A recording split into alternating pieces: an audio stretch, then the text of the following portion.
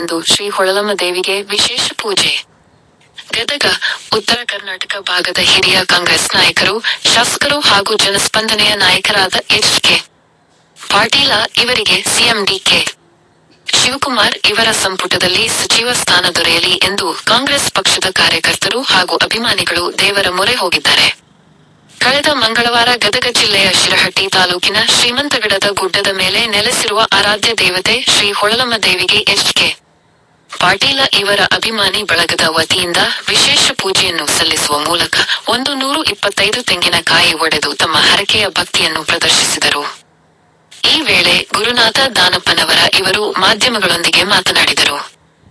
ಈ ಸಂದರ್ಭದಲ್ಲಿ ಫಕ್ಕೀರೇಶ ಮ್ಯಾಟಣ್ಣವರ, ಚನ್ನಪ್ಪ ಜಗಲಿ, ಡಿ.ಕೆ. ಹೊನ್ನಪ್ಪನವರ, ಫಕ್ಕೀರೇಶ ನಡುವಿನಕೇರಿ, ಹಮೀದ್ ಸನದಿ, ಪ್ರಕಾಶ ಹೋರಿ, ರಘುನಾಥ ರೆಡ್ಡಿ ಶೆಟ್ಟರೆಡ್ಡಿ, ತಿಪ್ಪಣ್ಣ ಸಂಶಿ, ನಾಗರಾಜ ಪೋತರಾಜ್, ಸಂಜೀವ ಡಿ ವೆಂಕರಡ್ಡಿ, ಪವನ ಎಳಿಗೆರ, ಚಂದ್ರು ಪೋತರಾಜ್, ಶಿಖಂದರ ಠಪಾಲ್, ಪ್ರಕಾಶ ಹೊಸಪೇಟೆ, ಮಾರ್ತಾಂಡಪ್ಪ ಪೆದ್ದರ, ಬುಡ್ಡಾ ಸಾಬ್ ಬುವಜಿ ಸೇರಿದಂತೆ ಇನ್ನು ಹಲವರು ಉಪಸ್ಥಿತರಿದ್ದರು.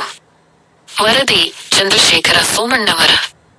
ಆತ್ಮೀಯ ವೀಕ್ಷಕರೇ, ನಮ್ಮ ಚಾನೆಲ್ಗೆ ಸಬ್ಸ್ಕ್ರೈಬ್ ಮಾಡಿ, ರಾಜ್ಯದ ಎಲ್ಲಾ ಸುದ್ದಿಗಳನ್ನು ವೀಕ್ಷಿಸಿ.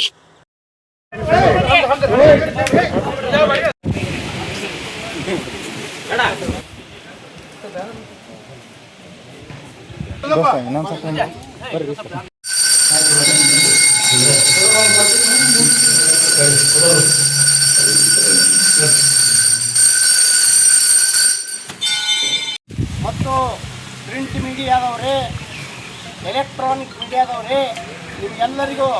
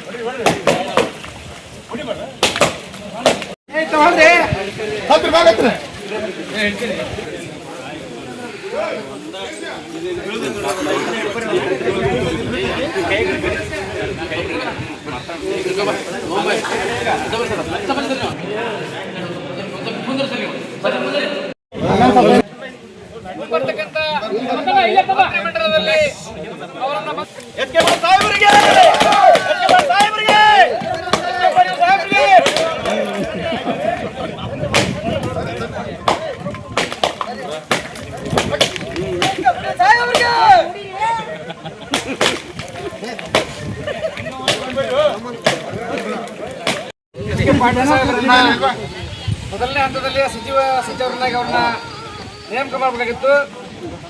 ಅವರ ಹಿರಿತನ ಮತ್ತು ಅನುಭವವನ್ನ ಅವೆಲ್ಲವನ್ನು ಗುರುತಿಸಿ ಮೊದಲನೇ ಹಂತದಲ್ಲಿ ಅವರನ್ನ ಕೈಗೊಳ್ಳಲಿಲ್ಲ. ಈಗ ಎರಡನೇ ಹಂತದಲ್ಲಿ ಅವರನ್ನ ಸಚಿವರನ್ನಾಗಿ ಮಾಡಲೇಬೇಕು. ಅವರನ್ನ ಸಚಿವರನ್ನಾಗಿ ಮಾಡಿದರೆ ಆ ಸಚಿವ ಸಂಪುಟಕ್ಕೆ ಒಂದು ಅರ್ಥ ಬರ್ತದೆ ಅಂತಕ್ಕಂಥ ಮಾತನ್ನ ಹೇಳ್ತಾ ಇವತ್ತು ಅವರ ಸಚಿವರಾಗಲಿ ಅಂತ ಹೇಳಿ ತಾಯಿ ಹೊಳಲಮ್ಮ ದೇವಿ ಇವತ್ತಿನ ದಿವಸ ನಾವು ಇಡೀ ಶಿರಹಟ್ಟಿ ವಿಧಾನಸಭಾ ಕ್ಷೇತ್ರದಲ್ಲಿರ್ತಕ್ಕಂಥ ಕಾಂಗ್ರೆಸ್ ಪಕ್ಷದ ಮುಖಂಡರು ಹಾಗೂ ಕಾರ್ಯಕರ್ತರ ಒಂದು ಅಭಿಮಾನದಿಂದ ಮಾನ್ಯ ಎಚ್.ಕೆ. ಪಾಟೀಲ್ ಸಾಹೇಬರು ಕರ್ನಾಟಕ ರಾಜ್ಯದಲ್ಲಿ ತಮಗೆಲ್ಲ ತಿಳಿದ ಹಾಗೆ ಎರಡನೇ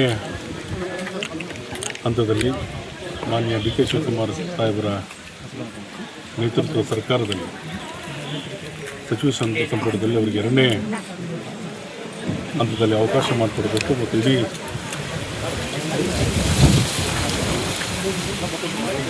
ಇರುವಂಥ ಅನೇಕ ಏನು ನಾವು ನಾಯಕರು ನೋಡ್ತೀವಿ, ಪಕ್ಷದ ಕಾಂಗ್ರೆಸ್ ಪಕ್ಷದಲ್ಲಿರ್ತಕ್ಕಂಥ ನಾಯಕರಲ್ಲಿ ಒಂದು ಅತ್ಯುತ್ತಮವಾದಂಥ ನಾಯಕರು ಹಾಗೂ ಇಡೀ ರಾಜ್ಯ ಹಾಗೂ ವಿಶೇಷವಾಗಿ ಉತ್ತರ ಕರ್ನಾಟಕವನ್ನು ಭವಿಷ್ಯದ ದಿನಗಳಲ್ಲಿ ಪಕ್ಷ ಇರ್ಬೋದು ಹಾಗೂ ಅಭಿವೃದ್ಧಿಯ ದಿಶೆಯಲ್ಲಿ ಒಂದು ಒಳ್ಳೆಯ